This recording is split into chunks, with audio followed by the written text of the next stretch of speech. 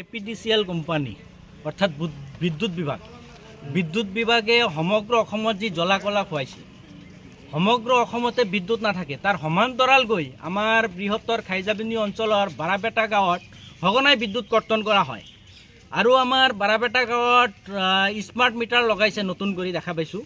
ইয়াৰ আগতে বিল আহিছিলে 100 পৰা 150-200 টকা আহিছিলে, কিন্তু স্মাৰ্ট মিটাৰ লগোৱাৰ পিছৰ পৰা 1000, 1200, 1500 এনেকুৱা ধৰণৰ বিল আহিছে।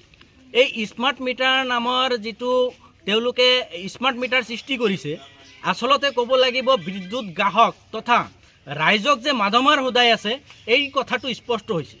আপোনালোকে জানে গোটেই অসমত প্ৰতিবাদ হৈছে।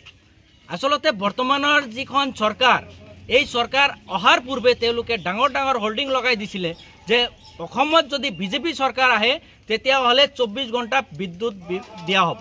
কিন্তু আমি দেখা পাইছোঁ চৰকাৰ গঠন হোৱাৰ পিছত বিদ্যুৎ কিন্তু নাথাকে, দিনত মাত্ৰ 2 ঘণ্টা বিদ্যুৎ থাকে। এই অঞ্চলত ছাত্ৰ ছাত্ৰীসকলে লিখা পঢ়া কৰিব পৰা নাই।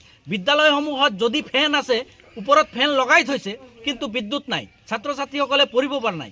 আমি চৰকাৰক আহ্বান জনাইছোঁ আৰু আমাৰ যিজন বিদ্যুৎ মন্ত্ৰী নন্দিতা গাৰ্লুছা ডাঙৰীয়ানী তেখেতৰ আমি পদত্যাগৰ দাবী জনাইছোঁ। ইয়াৰ আগতে আমি প্ৰতিবাদ কৰিছিলোঁ, তেখেতে কিন্তু পদত্যাগ কৰা নাই। আৰু তেখেতে যদি পদত্যাগ কৰা নাই আমি ভাবিছিলোঁ তেখেতে এই বিদ্যুৎ বিভাগটো তেখেতে ভালদৰে চলাব, কিন্তু তেখেতে আসলে বিদ্যুৎ বিভাগটো চলাব পৰা নাই, তেখেতে ব্যৰ্থ হৈছে। আমি আহ্বান জনাইছোঁ অসমৰ মাননীয় মুখ্যমন্ত্ৰী ডাঙৰীয়া, আপুনি হস্তক্ষেপ কৰিব লাগে আৰু বিদ্যুৎ মন্ত্ৰীজনক পদত্যাগ কৰাৰ কাৰণে বাধ্য কৰাব লাগে আৰু এই বিভাগটো আপুনি নিজে চলাব লাগে।